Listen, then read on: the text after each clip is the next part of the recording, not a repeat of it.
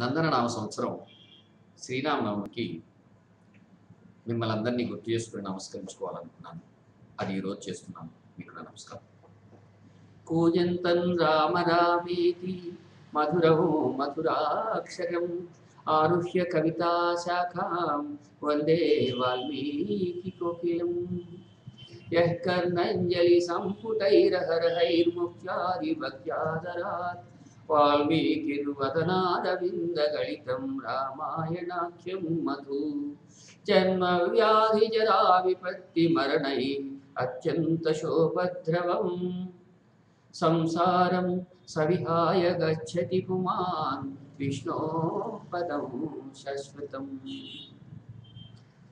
అంటూ ప్రస్తుతించబడిన వాల్మీకి రామాయణం ఈ భారతదేశంలో మానవజాతి ఉన్నంత వరకు, ప్రపంచ మానవులందరూ ఈ భూమి మీద పరిఢవించినంత వరకు నిలిచి ఉండే ఉత్తమ సద్గ్రంథాలను రాముడి కథ శ్రీమద్ రామాయణం ఒకటి. నిజానికి రామాయణం ఎప్పుడు రాయబడిందో తెలియదు, కానీ తపస్వాధ్యాయ నిరతం తపస్వీ వాగ్విధాంబరం నారదము పరిపచ్చ వాల్మీకిర్ముని పుంగవం అని రామాయణంలో వాల్మీకి మహర్షి ప్రథమ శ్లోకంతో ప్రారంభిస్తాడు.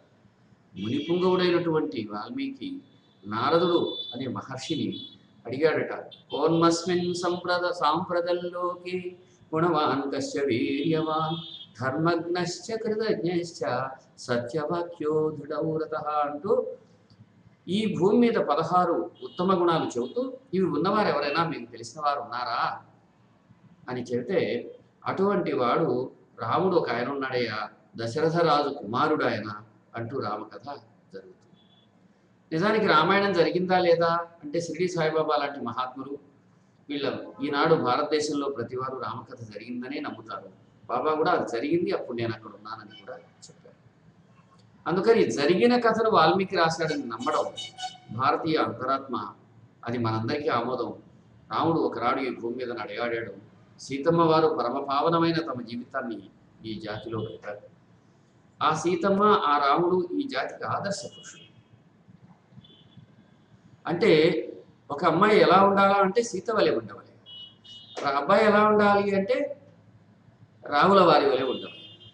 ఎట్టి పరిస్థితులలోనూ ధర్మం తప్పకుండా, అంటే తన అంతరాత్మను, ఋషులు చెప్పిన మాటను, స్మృతులు చెప్పిన వాటిని అనుసరించేలాగా జీవన విధానాన్ని సంస్కరించుకున్న సత్పురుషుడు శ్రీరామచంద్రుడు. రామం పుణ్య గుణాభిరాము త్రిజగద్రక్షైక దీక్షాగురు సామాన్య క్షితినాదుగా తలచి అని భాస్కర రామాయణంలో సీతమ్మ వారి చేత చెప్పిస్తాడు. రాముడు ఎట్లాంటి వాడు, ఇదిగో ఇలాంటి వాడు, నువ్వేమన్నా మామూలు రాజు అనుకుంటావేమో, పొరపాటు పడకు అని. అందుకని మనం ఎప్పుడైనా కూడా రాముడు అనే వారు ఎవరు అంటే ఈ జాతిలో అతి ఉత్తమ ఆదర్శ పురుషుడు శ్రీరామచంద్రుడు. అందుకని రాముడి గురించి మనం అందరం గాంధీ చెబుతారు. రాముడంటే కేవలం ఒకనాటి రాజుగా అనుకోకండి, రాముడంటే భగవంతుడికి మరో రూపము, మానవుడు పరమాత్ముడు కాగలడని చాటి చెప్పిన ఒకానొక ధర్మము అని. ఇంకొక విశేషం ఏంటంటే, రంగన్న బాబు గారనే ఒక నిరుపేద నీళ్లు కావడి మోసే వృద్ధుడొకరు నిరంతర రామ సందర్శనంతో పునీతం అవడాన్ని నేను చూశాను. అందుకని ఏ కాలం వారైనా ఎప్పుడైనా నిరంతరం కృషి చేస్తే రాముణ్ణి దర్శించవచ్చు అని ఆ వృద్ధుడి జీవితం మనకు సమాధానం ఇస్తుంది. సాయిబాబా చెప్పిన మాటలు ఓదార్పు ఇస్తాయి. వివేకానందుడు, రామకృష్ణ పరమహంస ఇత్యాదులు బోధించిన ప్రబోధాలు, ఈ భూమి మీద నడయాడిన మహాత్ములందరూ చెప్పిన మాటలు రాముడు నిజంగా ఉన్నాడనడానికి సాక్షాత్కారాలు.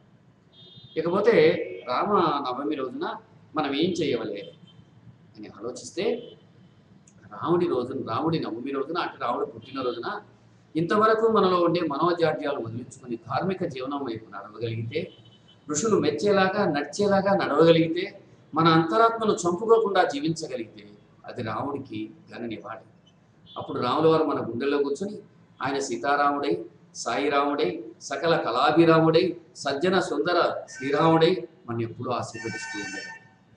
అందుచేత రాముడిని తలుచుకోవడం అంటే, ఒక ఉదాహరణకి బాబా భక్తులు చాలామంది ఉన్నారు కదా, సాయిబాబా ఒకడికి రాముడిలాగా దర్శనమిచ్చారు. అప్పుడు అతను వెర్రివాళ్ళలాగా చూస్తుంటే వరే పిచ్చివాడా, రాముడు ఎక్కడ లేడురా, చూడగలిగితే సర్వదా సర్వత్రా ఉన్నాడు, ఇక్కడ కూడా ఉన్నాడు, చూడలేకపోతే ఎక్కడ లేడు అని చెప్పారు. అటువంటి చూపు మనందరికీ రావాలని, ఈ మానవజాతి మొత్తం రాముడి యొక్క అనుగ్రహ ఆశీస్సులు లభించాలని, సాయి కృపా కటాక్షణాలు వీక్షించాలని, వాటి దయతో మనందరం పునీతం కావాలని ఆశిస్తూ మీ రూపంలో ఉండే పరమాత్మకు నమస్కారం. సెలవు.